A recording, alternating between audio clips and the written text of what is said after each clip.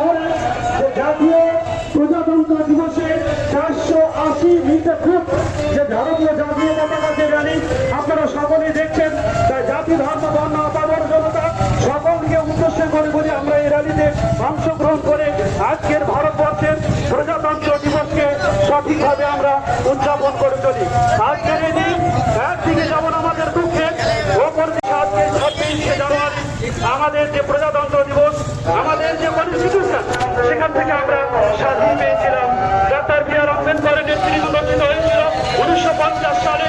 আজকের এই প্রজাতন্ত্র দিবস বেলডাঙ্গা শহরে জনতাকে জানাতে চাই যে আমরা সকলে হিন্দু মুসলিম শহীদ ভাইয়েরা আমাদের মধ্যে রয়েছে।